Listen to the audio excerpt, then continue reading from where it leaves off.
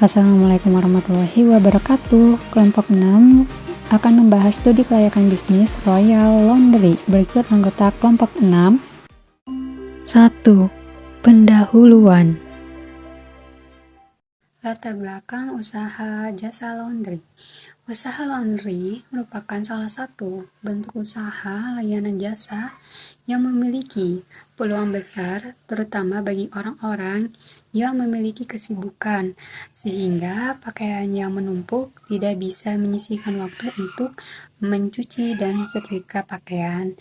Dan pengennya secara praktis, dengan perkembangan kain serta modelnya, maka pencucian dan perawatannya menjadi sulit. Disinilah jasa laundry mulai diperlukan dan saat ini perkembangan usaha laundry semakin maju. Jasa laundry bukan hanya mulai diperlukan dan saat ini perkembangan usaha laundry sebagai tempat perawatan pakaian agar lebih bersih dan awet. Faktor serba instan serta praktis menjadi tren bagi masyarakat saat ini.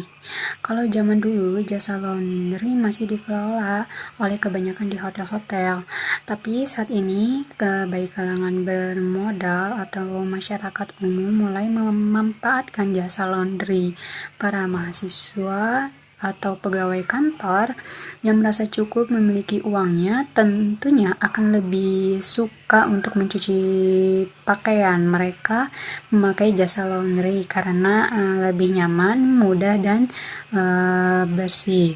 Dewasa ini kepraktisan adalah sesuatu yang dicari semua orang yang ingin semuanya serba praktis, walaupun seringkali kita harus mengeluarkan uang yang cukup besar untuk kesibukan yang sangat padat dan tidak adanya waktu membuat semua itu menjadi mungkin. Bisnis laundry sangat potensi, terutama di daerah di mana dekat kos-kosan, dekat perumahan, dan banyak pasangan suami istri yang sibuk bekerja. Di daerah Kecamatan Bogor yang dekat dengan salah satu perguruan tinggi swasta sangat berpotensi untuk membangun usaha laundry. Selain rata-rata mahasiswanya berasal dari keluarga yang berkecukupan, kesibukan mahasiswa di kampus membuat mahasiswa tidak punya waktu untuk mencuci pakaiannya sendiri. Nah, di daerah Kecamatan Bogor Timur juga banyak terdapat karyawan-karyawan dan pasangan suami istri yang sibuk kerja. Bisnis laundry pun sangat memungkinkan pengusaha mendapat untung yang sangat besar. Maka dari itu, dengan adanya jasa laundry, merasa saling diuntungkan dengan biaya yang terjangkau dan kualitas pelayanan bagus. Berpotensi untuk membuka kesempatan peluang usaha untuk mengatasi masalah tersebut, sehingga menarik konsumen sangat membutuhkan jasa usaha laundry kami. Usaha laundry ini diberikan nama Royal Laundry. Kami berharap selalu melalui usaha ini dapat memberikan pelayanan-pelayanan yang terbaik yang tentunya berbeda seperti yang diberikan pada usaha-usaha laundry pada umumnya. Alasan lain melatar belakangi usaha jasa laundry kami adalah yang pertama, perubahan gaya hidup yang tertuntutan kesibukan. Yang kedua, memanfaatkan gaya hidup malas mencuci dan setrika. Yang ketiga, kondisi cuaca saat ini ya mungkin musim hujan. Yang keempat adalah kawasan mengalami kesulitan air. Yang kelima, banyaknya villa, hotel, dan instansi lainnya yang membutuhkan jasa laundry yang menjadi salah satu peluang untuk memperbesar target pasar. Tujuan usahanya itu melatih jiwa kewirausahaan. Yang kedua, memanfaatkan peluang yang dapat memperoleh penghasilan. Yang ketiga, menghasilkan keuntungan untuk memenuhi kebutuhan ekonomi.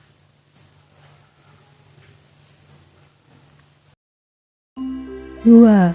Aspek pasar dan pemasaran. Karakteristik pada perusahaan Royal Laundry yaitu mencakup pada semua kategori seperti Yang pertama, intangibility atau yang disebut tidak berwujud. Jasa tidak dapat dilihat, dirasa, diraba, didengarkan, atau dicium sebelum jasa itu dibeli. Yang kedua, inseparability. Umumnya, pada aktivitas jasa, proses produksi dan konsumsi terjadi bersamaan. Dalam arti, konsumen terlibat dalam implikasinya, kontak dan interaksi menjadi sangatlah penting. Yang ketiga, heterogeneity. Standarisasi sulit dilakukan karena sangat tergantung pada sumber daya manusia yang terlibat, sehingga kualitas sulit terkendalikan. Yang keempat, itu ada perishability. Jasa tidak mengenal persediaan atau penyimpanan dari produk yang telah dihasilkan.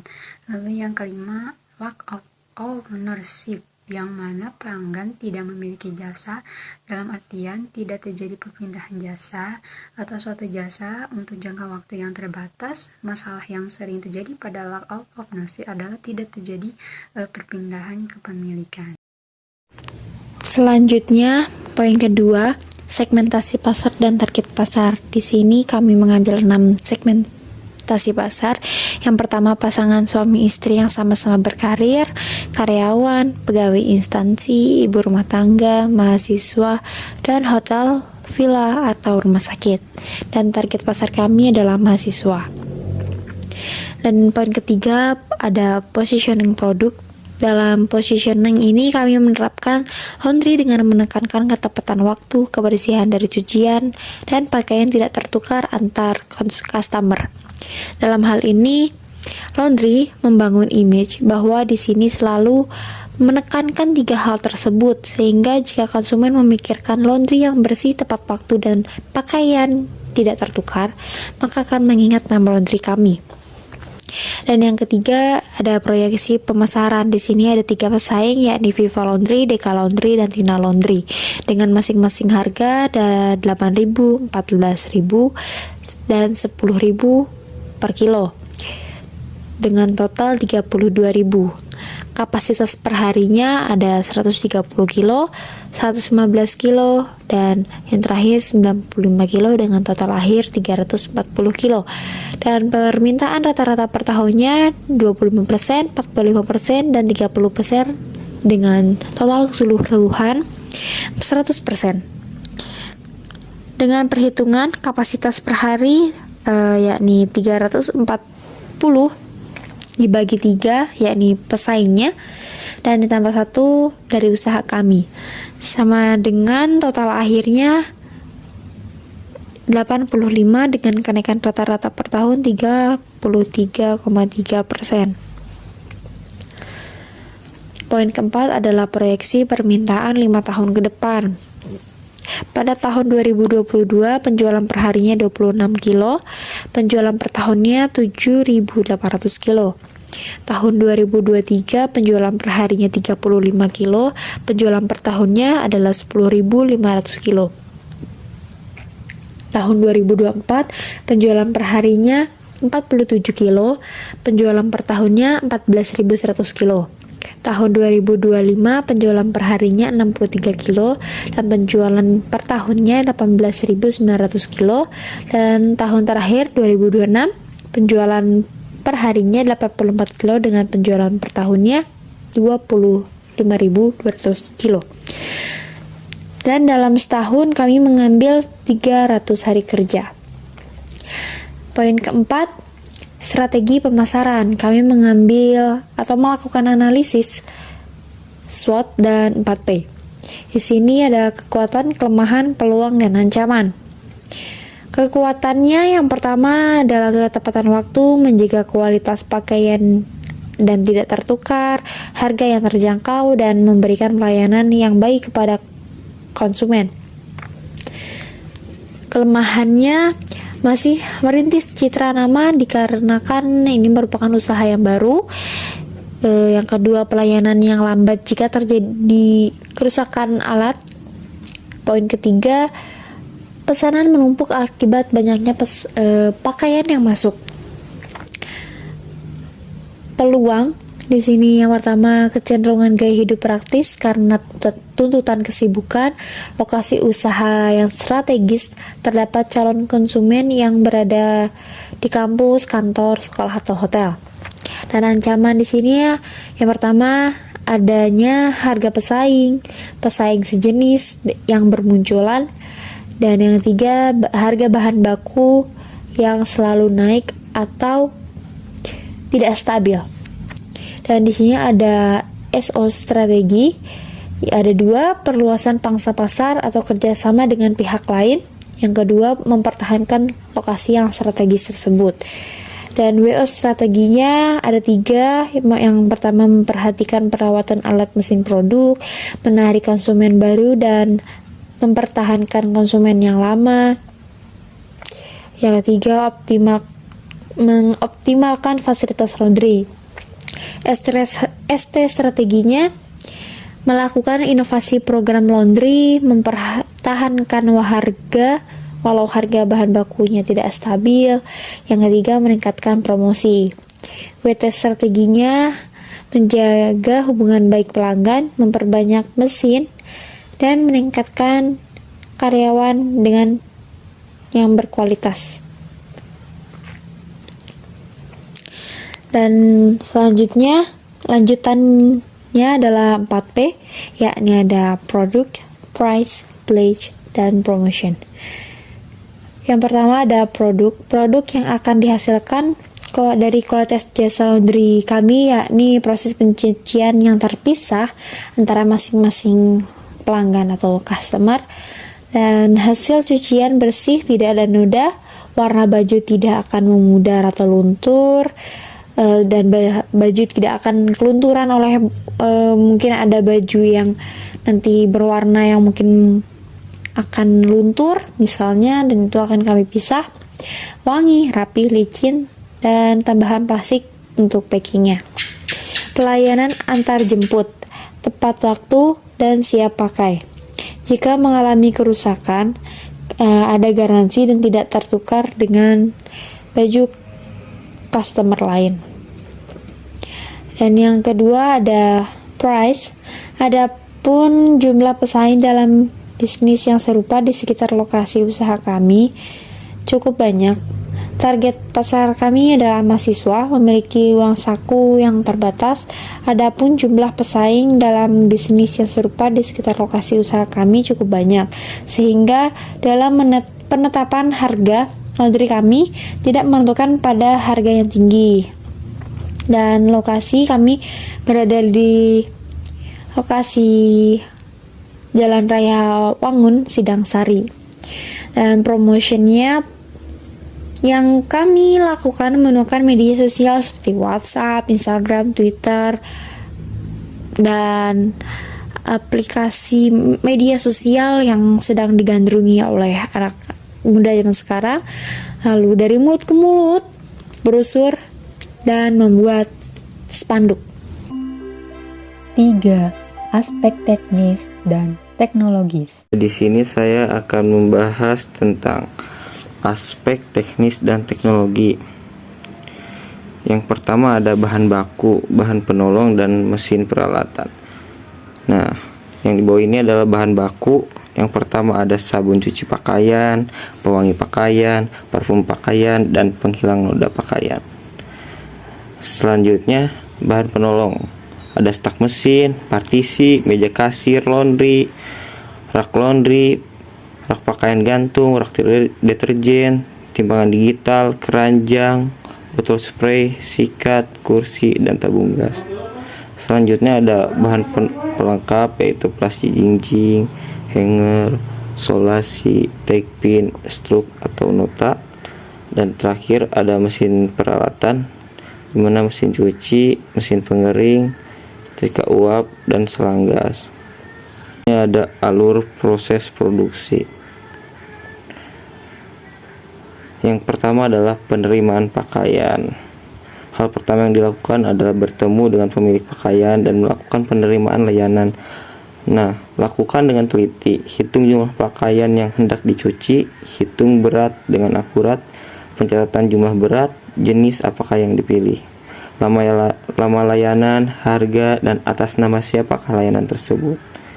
Nah, kita juga harus ingat, buatlah pada bon 3 lapis. Yang pertama, lapis pertama untuk konsumen jika pembayaran lunas. Nah, lapis kedua untuk konsumen jika pembayaran separuh harga atau saat selesai layanan. Lapis ketiga untuk kasir adalah arsip pemasukan jasa yang telah dilakukan. Untuk tahap ini dilakukan para konsumen agar tidak terjadi tertukar pakaian dari konsumen satu ke konsumen lainnya.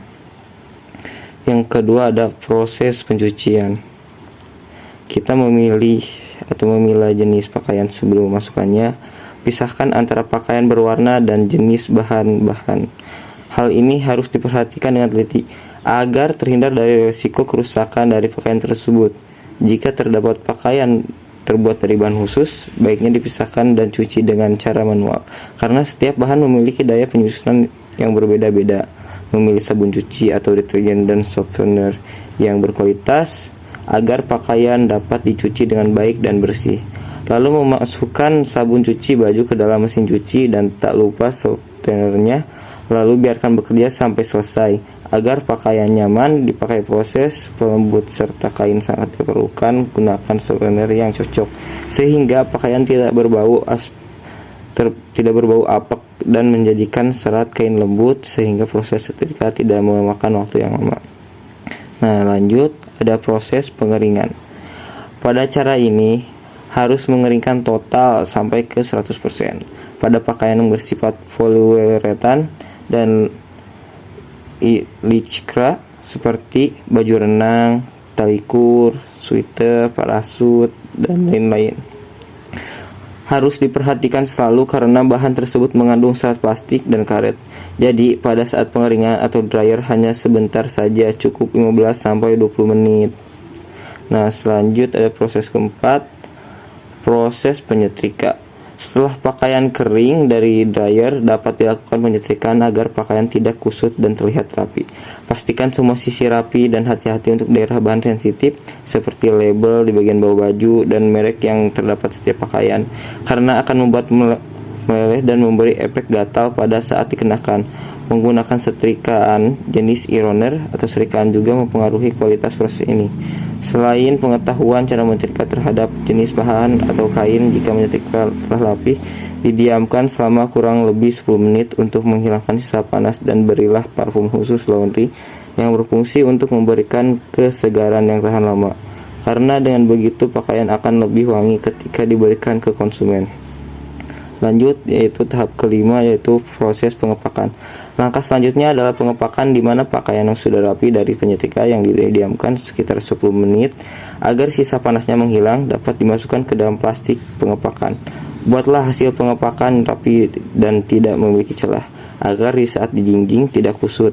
Dengan begitu konsumen mudah untuk membawanya. Proses keenam adalah proses penaruhan kerak. Ini adalah langkah terakhir setelah semua pengerjaan dari awal telah selesai. Setelah pakaian dipak, ada baiknya Anda meletakkan disusun di rak yang memang khusus dibuat agar memudahkan pengambilan oleh pemiliknya nanti. Jangan lupa berikan tanda dari setiap konsumen yang melakukan jasa laundry agar tidak terjadi kesalahan. Nah, setelah ditaruh di rak, maka antar atau jemput, atau konsumen bisa langsung mengambil ke laundry tersebut. Nah, selanjutnya ada yaitu layout produksi.